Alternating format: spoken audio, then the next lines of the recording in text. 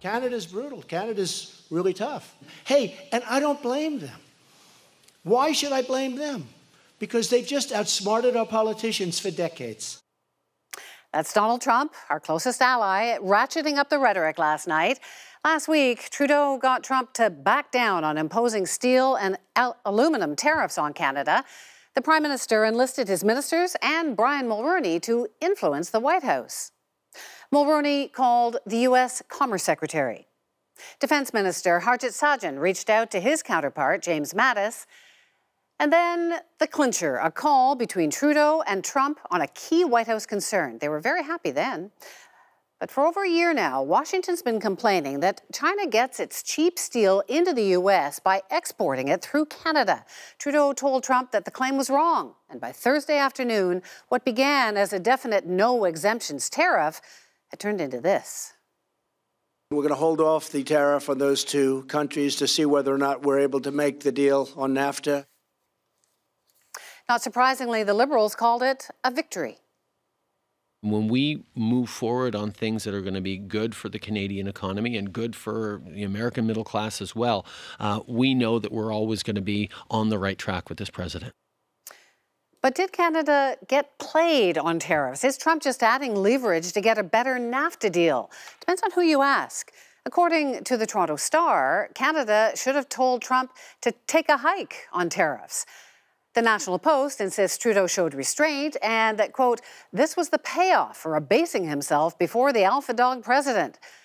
Trudeau is still smarting from a bruising poll, which showed the Liberals slipping into second place behind the Conservatives.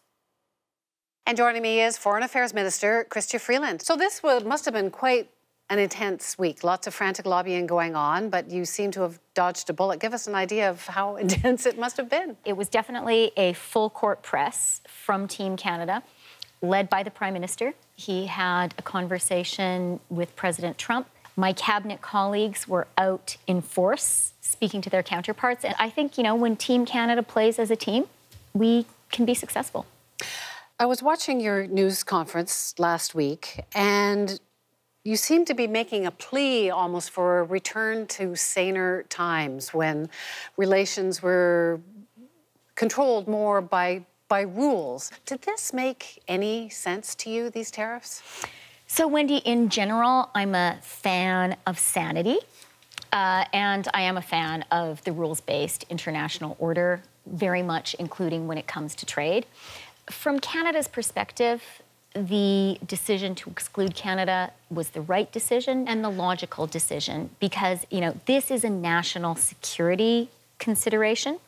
And the idea that Canada could pose a national security threat to the United States is really inconceivable. Quite the contrary. Is Trump trying to drive a wedge here because Canada got an exemption, Britain didn't? We're on a different plane now. Is this purposeful to try and drive apart NATO? Well, what we saw was that the NAFTA countries were excluded. Having said that, you know, our values are our values. And we really believe that trade needs to be done based on rules. We think trade wars are a very bad idea. Is that where we were heading? And we think that in trade wars, everybody loses. Are you concerned that there seems to be a link to NAFTA? I mean, you said in your news conference, no, nothing's changed, we're not linking them. But President Trump does appear to be linking them, saying if we get a deal on NAFTA, great, there won't be any tariff. So does he not see them see this as a negotiating plank? For us, these are absolutely distinct issues. We will not be subject to any form of pressure at the NAFTA negotiating table. And this is important, our NAFTA negotiating position has not been changed by this episode. We are very clear on that. This past week, there were polls out for the first time showing the Liberals behind the Conservatives for the first time since the election. But primarily, Prime Minister Trudeau way behind or dropping in his how he's handling foreign affairs. And so with this whole tariffs thing with President Trump, there have been different interpretations of how he handled it, whether sort of being friendly and calm was a good thing or whether he should toughen up. I'm just wondering, is there any change in thinking in terms of the nice guy approach? Is it still working in this sort of world of strong men? Is he Is the approach still the right one, his approach? The Prime Minister is a very strong leader, and Canada's position is a very strong one. Let me speak specifically to the NAFTA negotiation and our relationship with the United States.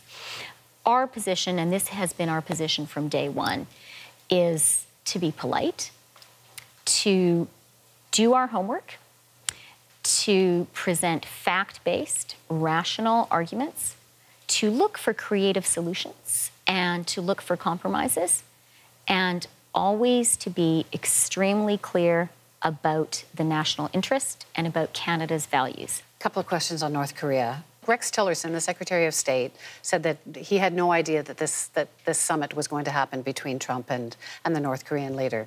Did you know?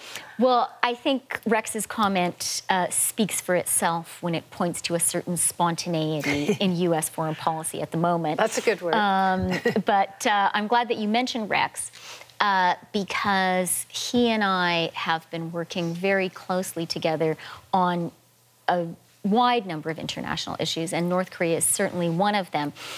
You may remember, Wendy, that in January, Secretary Tillerson and I co-hosted an international summit with 20 countries in Vancouver on peace and security in the Korean Peninsula. And did that lead to this, do you think? Or was it the threat of fire and fury and the sanctions? And well, I think that summit played a very useful part. And I think North Korea very clearly got the message from that summit hosted in Canada that it is not okay, that the nuclear and ballistic missile tests pose a danger to the whole world and that something has to change. Great to talk to you. Chrystia Freeland, Foreign Minister. Thank you.